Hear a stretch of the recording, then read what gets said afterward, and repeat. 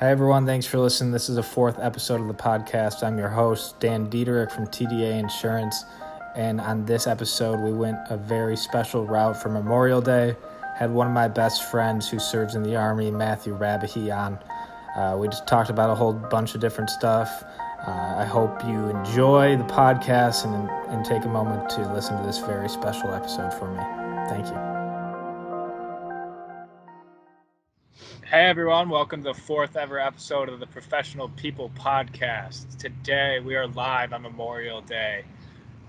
First off and foremost, I want to say thank you for all the people who have served out there and all the different branches of our United States military. And today I'm very honored to have someone who's part of the Army and a very dear and close friend of mine for over 20 years now, Matthew Rabahy. Matt, thanks for joining us today. How's it going over there in Fort Carson, Colorado? Thanks for having me, Dan. It's a beautiful day here, and I'm just enjoying my Memorial Day. Get a nice day off. Yeah, thank you so much for your service. And how is the state of Fort Carson? How on this Memorial Day? How is the vibes? Is everything going well? We got a pandemic going on, but we're trying to celebrate you guys. How's the vibe over there today? It's pretty relaxed right now. Usually on the weekends, it's pretty chill and slow on post. But I would definitely say, based off of like the last month or two, people are kind of coming more alive, getting outdoors and stuff more. Not so shut up because we've taken good precautions and whatnot. So, people are enjoying it. It looks like so. It's good. It's good to hear that you guys got a day off and are able to enjoy that. But can you tell us a little bit about exactly what you do for the military, how you got there, what you're doing now, and things like that, Matt? Yeah, so I'm a mass communications specialist at Fort Carson, technically with the 14th Public Affairs Detachment. And that's all under 4th Infantry Division. But let's see, that's sort of a long story how I got into the Army and whatnot. Well, we're the same age, so we're both 23. I joined just over 2 years ago. My 2-year, anniversary was in March. But I joined directly after attending Grand Valley University. And I went to Michigan State before that. I went to CC with Danny and all our friends. So I went to Michigan State. Didn't really feel like I found my fit there, and so I went back home to community college, and then I went to Grand Valley to see if that was a better fit, and I would figure things out more. Didn't seem to be the case. So then after one semester at Grand Valley, I decided to join the military, and I was like, the Army seems like probably the best fit, at least at the time. That's what I thought, and it's been good since then. So right around after Valentine's Day, that was sort of like when I decided right at the beginning of winter or in the middle of it. And then I went off to boot camp or basic training in the Army, they call it. I went off to basic in end of March. And then that's like 3 months or so. And then from there, I went to basic training in Fort Jackson, South Carolina, I believe that's the state. Hopefully I'm not wrong about that. And then I went to AIT, which is Advanced Individual Technical School or Training, something like that. There's a lot of acronyms in the Army. You remember them and forget them sometimes. But anyways, it's basically like your MOS, which is your job-specific occupation in the Army, and you go to school for that. So that was in Maryland at Fort Meade, and that was about 3 months as well. And there I learned, because as mass communication specialist, you learn basically like journalism, photography, videography, just a bunch of digital mediums and whatnot to be able to get messages across, like on post or wherever they need to go, like command messages, whatever point needs to be made. That's like your job. You're like the sort of the messenger. And then I finished that up in Maryland, and then I went to Fort Carson, where I'm at now. It's my first duty station. So I've been at Fort Carson for just under 2 years. I think in September will be about 2 years, but it's been interesting. So yeah, that's sort of my story. Yeah, it's definitely you did the short-winded version, and I appreciate that for the guest. But I want to take it back all the way, before you even got into the army. Yeah. I know that we had some conversations about that. It's a difficult decision just to go, okay, I'm going to leave going from, normal university that a lot of my peers are doing, a lot of my friends are growing up doing, and going out and going totally on this different path. And, jumping around schools too. I just, my question to you is like, how were you able to find inside of yourself is like, this is something I need to do that's different than what everybody else is doing, but it's right for me? Yeah, no, for sure. Yeah, I try to make that as brief as possible because there's a lot of different roads you can go down and explanations. But yeah. So I mean, like I said, I went to Michigan State, and at that point, I was in their science specific college. And in my head, I was like, oh, I want to study like biology or something else. I want to be like a scientist, go into STEM. But at that point, I didn't really know what that meant. Like, I like read some books and was like, Richard Dawkins is cool, and I want to do that type thing. Neil deGrasse, and then that very like quickly, I was like, oh wow, like this might not be like for me. Just whether it be like interest or like in my nature, or maybe just like not mature enough to like handle the workload and like sort of like the seriousness of it. So I was like, so that was like a bummer because I was really excited going there with all this sort of like everyone has that sort of romantic vibe going to college, like all the cool things you're gonna do and like grow up to be. And I was like, dang, well I didn't do that on my first go. That's a bummer. Um, and then I came back home to Novi and immediately started like community college classes, just like gen eds and stuff. Just like I guess sort of like take it back a little bit and be like, okay, like what do you got time? You're 8, or I guess at that point 19. Um, and then you start to like grow up and stuff, just like everyone. But there's always like in my head, I was like, yeah, I'm not away at university like all my peers from Novi and that part of Michigan who I grew up with, like like me and you since grade school. So that was always kind of like gnawing on me. I was like, dang, like should I like be away and like doing that and just like get my stuff together and be able to just do like the normal thing. So that was always a question on my mind, and I felt bad about that for a long time. And then after a certain point, while being at community college, I was like, okay, like I have like more of a plan, like I'm more mature, like things seem more clear. And so I went back to Grand Valley, and at first, like I loved it. It was great. Like I really enjoyed like the living on your own type thing, being back on like a totally university campus feel with like all the interesting things that are going on there, whether it be like clubs or parties or like clubs as in like school clubs, not like nightclubs. but I mean those two. Well, Thanks for no, clarifying. yeah, for sure. I guess at that point I was 21, so I've never been to one. But yeah, so at that point I was really big into psychology.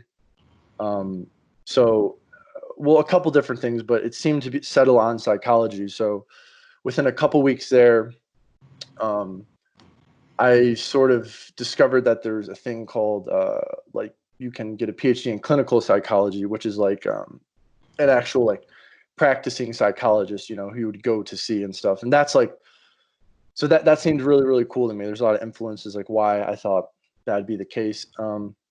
But then like sort of like the self-doubt thing comes in again. You're like, wow, like that's like a really rigorous like workload to do. Like not only just like the time to complete it, but like even getting into like it's like getting into like medical school, maybe not that hard, but you have to have darn near close a 4.0, all these different hours and things on your application and whatnot. Like you got to really stand out, and it's hard. So I was like, oh dang, like do I have like what it takes to do that? And I probably did. Like if I just like really buckled in and did it, I probably could have done that. But then for whatever reason I faltered in that aspect. And then the end of the semester came around, and like I thought I had all like these big plans. I was like, oh man, like wow, like this is gonna be like a lot harder. I don't know if I can do this. And then sort of just whatever, just like fell apart in a way where like you have all these good intentions and goals, but then like for whatever reason, you just sort of shoot yourself in the foot. And then I came home over winter break with a really bad GPA when like that should not have been the case, but for whatever reason that happened. And so I felt pretty bad at that point, because then eventually I had to, tell my parents that, I really messed up again at university. So that was a bummer. And to make it worse, we were at Disney World before that, before the report card. So there's this huge dissonance between like, oh, everything's good, but then it's like, oh no, you got to like face reality. So that was the bearer of bad news. Yeah, for sure. So that was not fun to be the bearer of bad news, which I have found myself in the position of being far too often. So I'm trying to change that. I think it shows a lot of, you had to go through a lot to find where you wanted to go. You have to fail, to succeed sometimes. And those failures kind of brought you up to, okay, now I really need to do something to get my shit together, honestly. Mm-hmm. And I'll just break it to the listeners before you get the chance. After that, what you just explained, you rebounded and you placed super well on your Army placement test, if I recall correctly, and that's how you got into being able to do what you want to do with the public affairs stuff, correct? Mm-hmm. Yeah, for sure. Yeah, so sorry if I was being long-winded.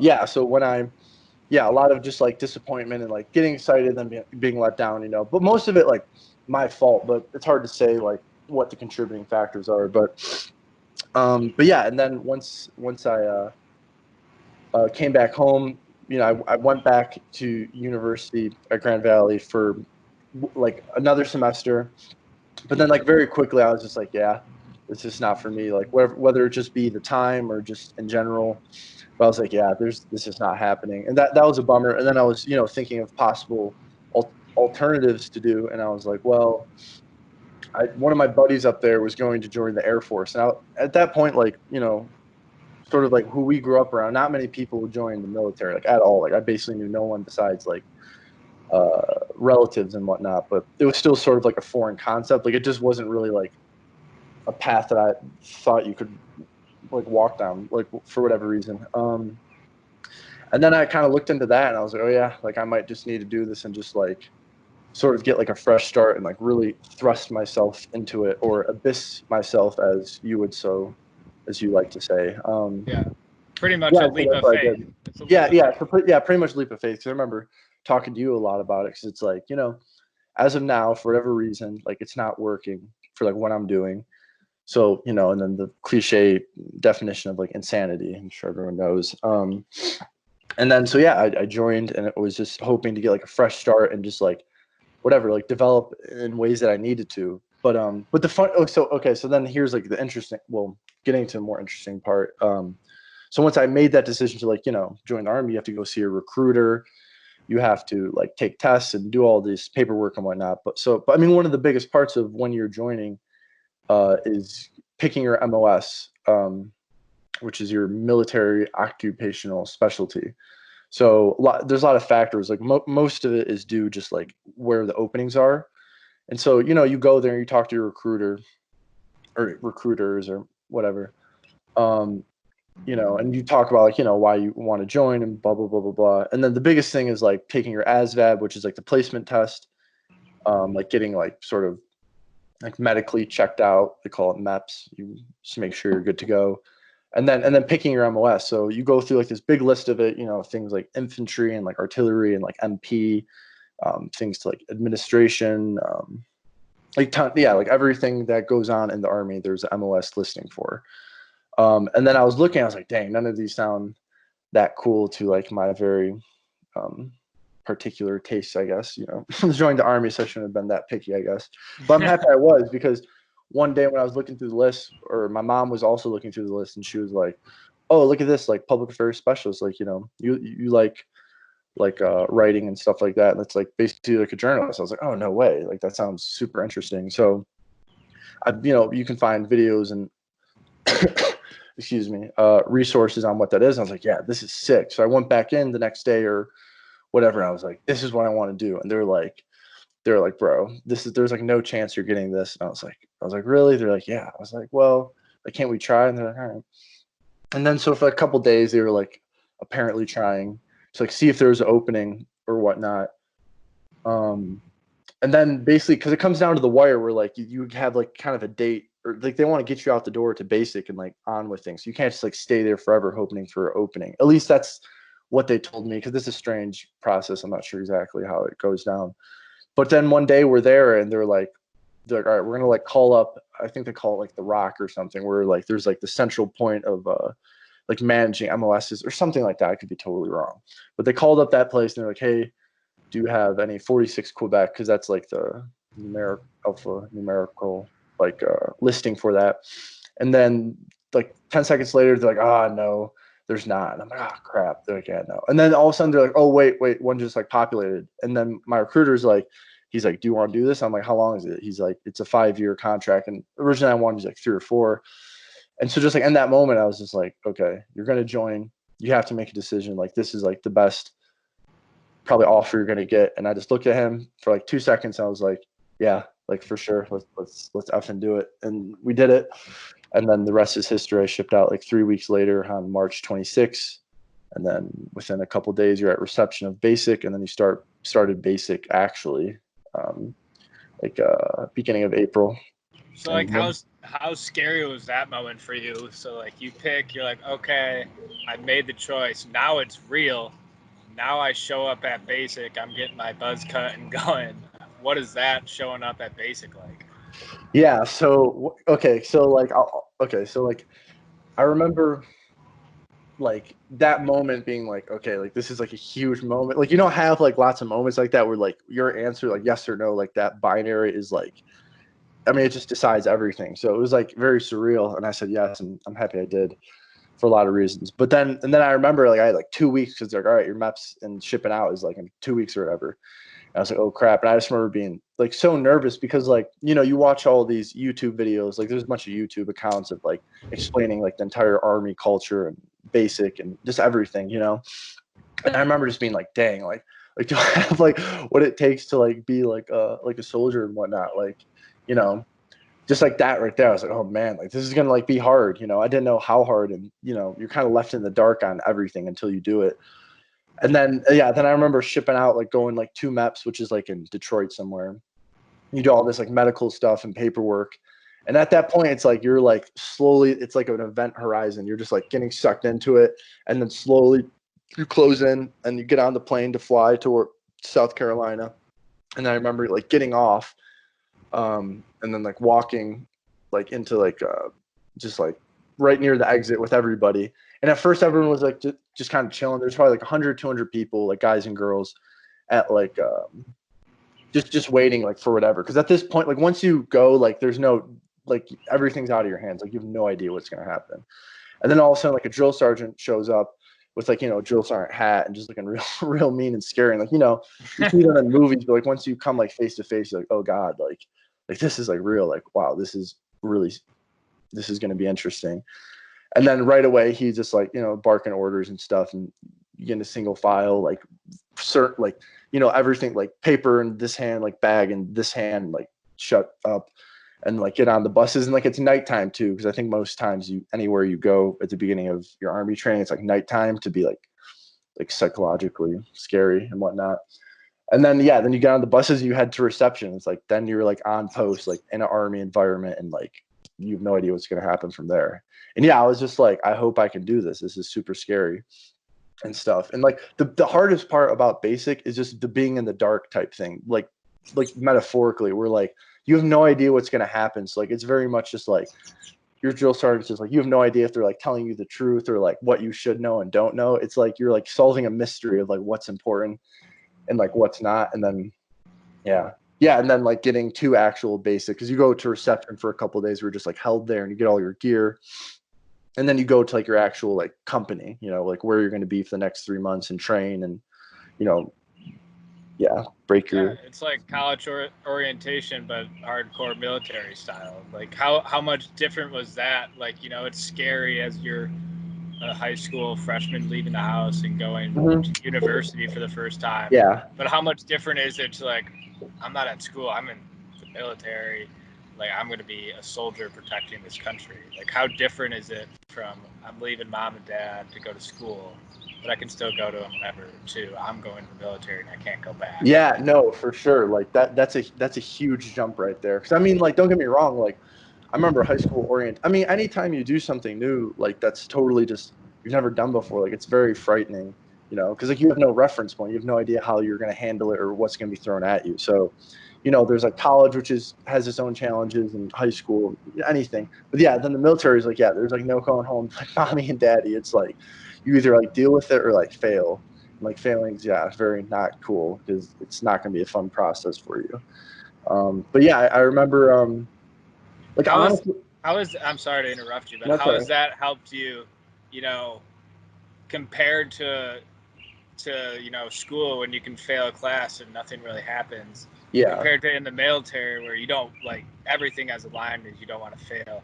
Like, how does that help you teach you on how you just go about everyday life? Yeah, no, for sure. Yeah, I mean that's half the reason I joined was like so there is no like option. There is no like other you have to like go through it. There's no other option. That was like the main sort of like underlying theme of like why I wanted to join. And then yeah, and then you're faced with all these things and it's just like, yeah, you have to go forward. There is no way out. So slowly that just kind of like informs you because there's this thing after thing you don't want to do that sucks and whatnot.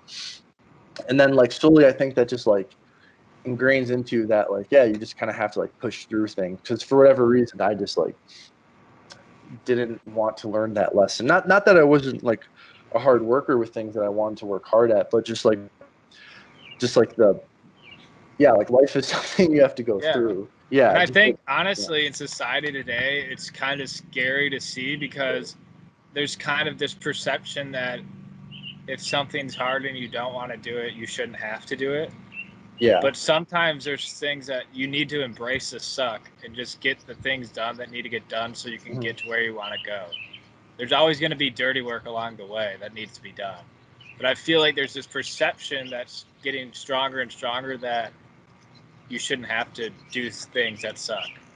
But how important have you seen it to you in your own personal growth to embrace the suck? Well, it's funny you say embrace this. I don't know if you're using that on purpose, but that's like an army slogan, like for whatever, or maybe it's a military, but that's like an army thing. Like, yeah, embrace the suck. So, but yeah, no, for sure. Like, there is a certain amount of suck you have to totally embrace to like do anything really, because yeah, most things just kind of have a certain degree of suckiness to it, and you have to sort of like weigh the pros and cons. It's like, is this like hardship I'm going to go through like worth it to like get to the thing I want, or am I just going to like accept that that's too much and like not get what my apparent goal was? So yeah, so like, but there's like a funny because like I think as like a young person, there's definitely a certain amount of just like straightforward like yeah, you have to deal with things that you don't want to, but then I think there's like a point of like sort of transition where it's like okay, like I know I can deal with hardship.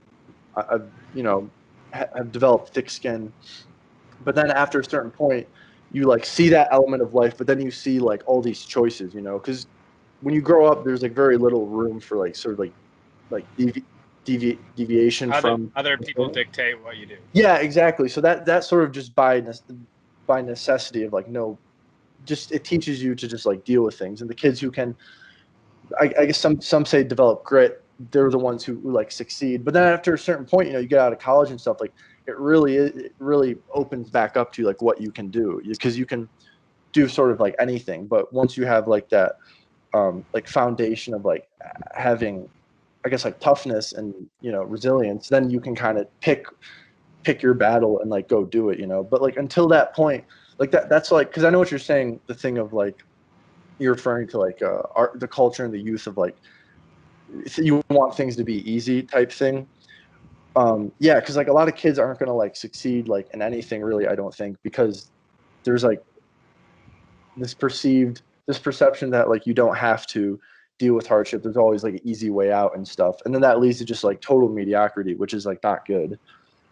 So I don't know where I was going with that. No, that's okay. Let's kind of go back into like what you're doing now with your job in the public affairs.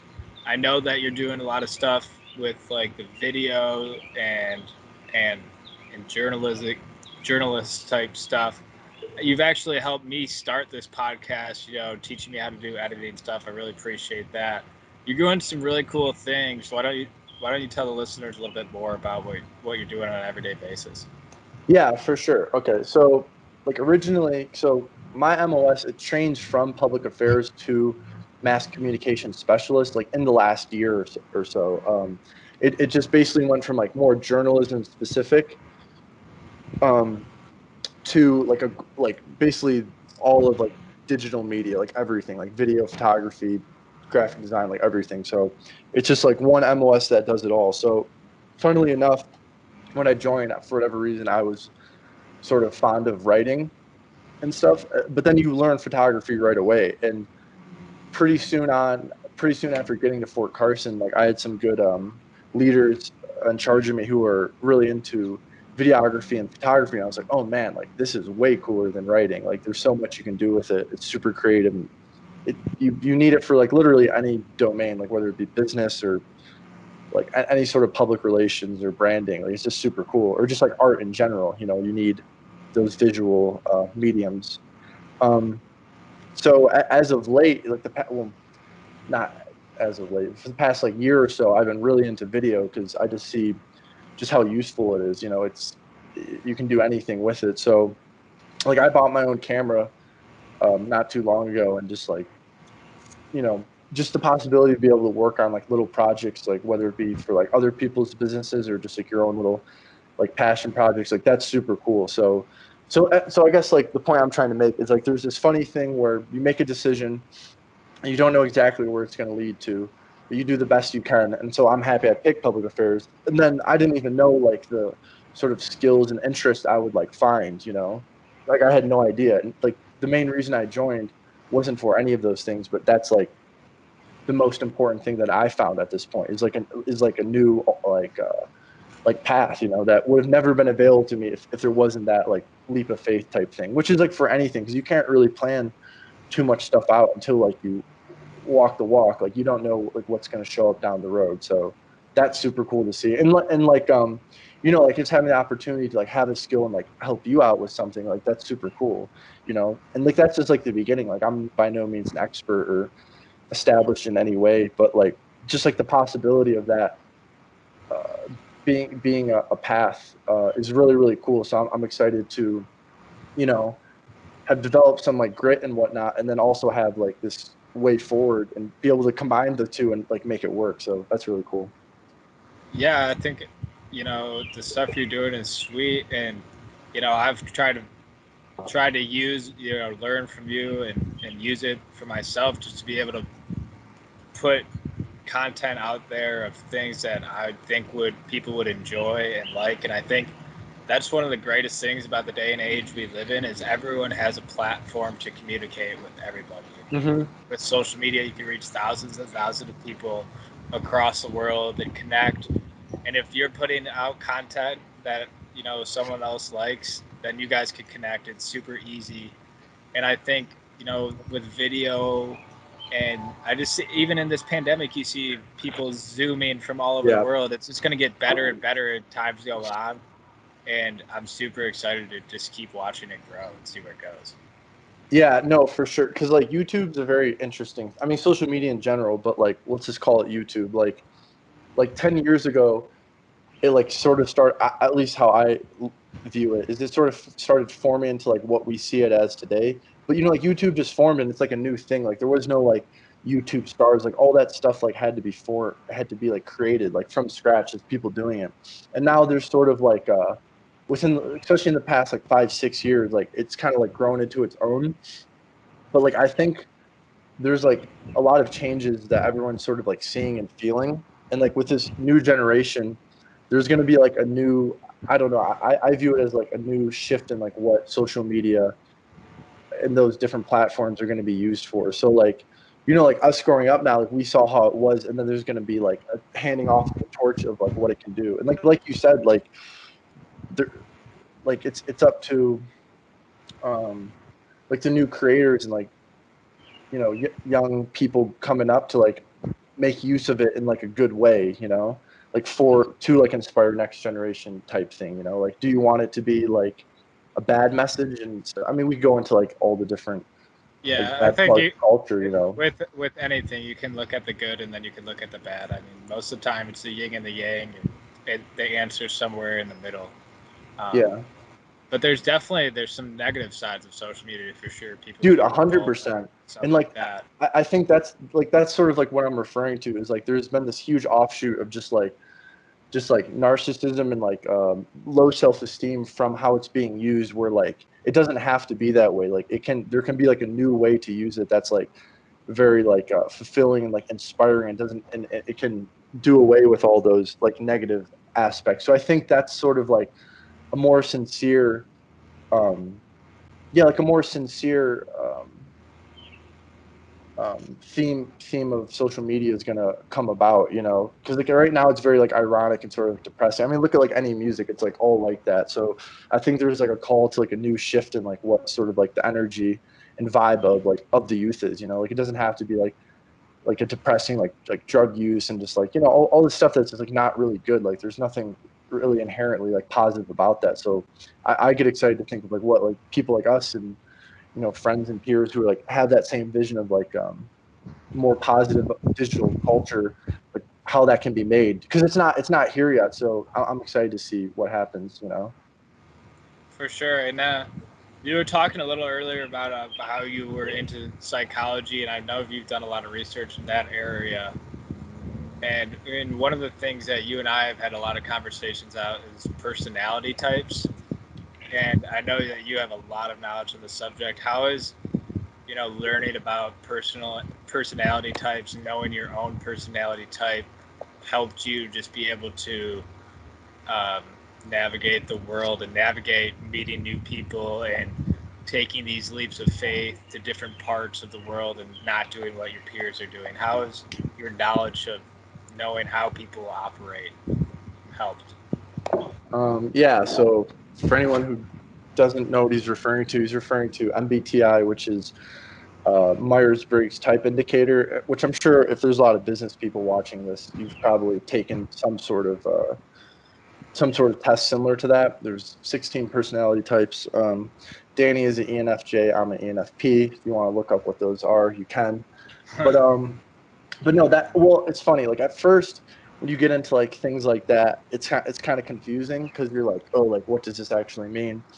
But then as you get more familiar with like the nuances between people, because like people are very similar, but like what Myers Briggs does, which I'm interested in, is it shows like the differences. And so like, as you become more aware of those, like people's tendencies or like differences, they make more sense to you. So and then also you make more sense to yourself. Like for example, like why are you more interested in this and like not going along with this? Well, there's probably like a reason. It might be like in your nature to be more like that. And so when you realize like there's like reasons for differences, makes maybe you not feel so bad for sort of being interested in pursuing what you want to pursue, because you realize that's just like innate to you, and other things are innate to others. So there's no reason trying to be the same as everybody else. You know, you got to find like what works for you. So things like that are helpful. But then in terms of dealing with people, excuse me, like in the army, there's probably a higher preponderance of certain individuals with similar personalities. So you get to like really like see how that differs from yours, or like what you're more used to, and I guess like navigate it easier, you know. So Yeah, that's and then also you just get to like have a lot of like data for like, you know, there's like the theory, then you're like, oh, okay, like this is the actual like live like manifestation of it. Like it's cool to see, you know. So says like right. a nerd. And I mean, just from having conversations, and I've taken it and the Myers Briggs personality test myself, and read up a little bit on it, and it really helps when working with teams.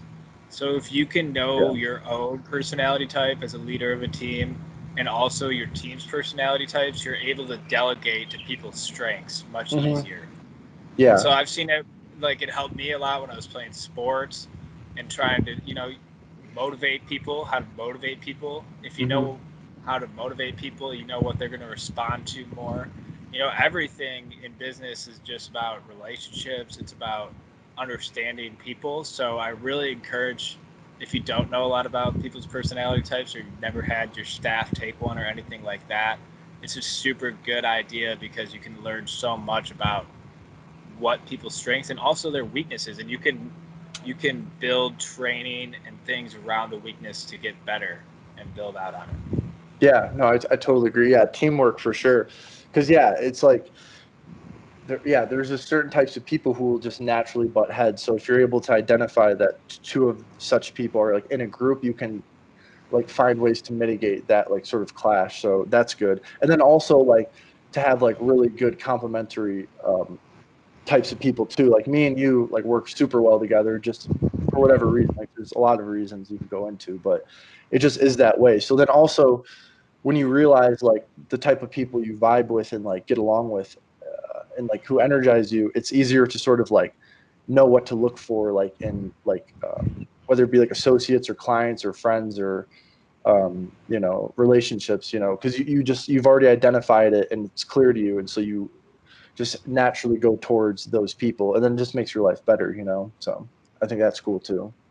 And it's Yeah. funny because like me and you have been really good friends for a long time, and like No. we always just naturally like really really good friends. Like there's no trying, and a lot of that is like later down the road you're like, oh yeah, it's because these two types are like super compatible in like basically every way, so it's cool. Yeah, it's funny because we've mapped out our friend group before, and like, okay, Yeah. well, I'm the planner, and that's because I'm this personality type, and you take control in these situations because you're Yeah. this. It's just funny, it's just you can learn so much, Yeah. and man, I've learned so much just from talking to you today. Is there anything else you want to share? Any other topics we should hit here before we wrap it up? um I don't know. I guess if I had a point, it would just be like, yeah, you gotta like walk the path forward. You know what I mean? You have to like get over fears for sure. And not to say that I'm like some enlightened being or anything, but like the main theme I've seen for people who like are doing the right thing, what in any like avenue in life is like they just like go forward, and like are very aware of like what's going on, but like they understand that there's like a necessity to keep moving forward, and like when they say the word like stagnation and stuff, like it really is that. It's like you're not moving forward. So it's just like, yeah, like to kids, or I mean, I guess like if kids listen to this or anybody, yeah, it's like, yeah, I guess that's like sort of who I'm talking to. Is yeah, just like understand life will change a lot. You will change a lot, but you just have to keep going for sure. I think that applies to everyone, man. Yeah, 100%. Always, every day is evolution, so you always just got to be reinventing yourself and becoming a Yeah. better version of yourself. How about any books? How about 3 books you recommend? I know you're a well-read soldier over there. 3 books. Let's see. What am I? I'm trying to think. What am I reading right now that'd be useful? I'm reading this one book called Deep Nutrition. That's all about nutrition at a very um, great depth. So I need to start that, but I've become interested in nutrition recently. Um, Crap, I don't really know. What have I been reading? I don't want to give any bad shout outs. That's okay. Deep Nutrition. You heard it from Yeah. Matthew Yeah. Rabahy. There's one other thing. Yeah. Get your diet and nutrition on point. You'll feel way better. It's Yeah, for sure. everything. So yeah, most people don't. All right, Matt. Well, it's been a great conversation. One last thing. What's one piece of advice you have for professional people out there? That's a good question. One piece of advice. Um, let's see. Uh, Maybe something like learn how to spot opportunities and trends, like don't be so caught up in like the current paradigm. It's like see where things are changing, like see behind the lines and like get on board with that. Yeah, I mean there's lots of examples of like great businessmen and people who were just like, just a little bit ahead of the curve, because a lot of it is you can't see those things unless like you're like kind of in that culture already. So like whatever you're in already, like see like what's coming and new and like what excites you, and like that's probably the next wave, because a lot of the trends and things happening, it's not magic, it's just people kind of pursuing their interest in a new way that hasn't been done before, and then people start copying it, and then that domain gets like saturated, that which is like YouTube and everything. So yeah, just like learn to spot, like see where the like the current's going and like jump on board with it. Yeah, probably. That's awesome, man. I think just one last thing to add on top of that, you hear a lot of stuff like that in meditation practices, is just being able to step away, live in the present moment, but then take a step back and look at it from an outside perspective, from a different perspective, and then put your personal touch on it. Go out there, invent stuff, be creative. We need more creative people out there doing stuff for themselves that make them excited, and go find your path, whatever it may be. Thank you to all the veterans out there. Thank you, Matt, for joining us today. Thank you for your service. And everybody have a great, safe, and Memorial Day weekend and a great rest of your summer. It's the PPP. Thank you. PPP. Thanks for having me, Danny. Yes, sir. Thanks for listening. And remember, keep it professional, people.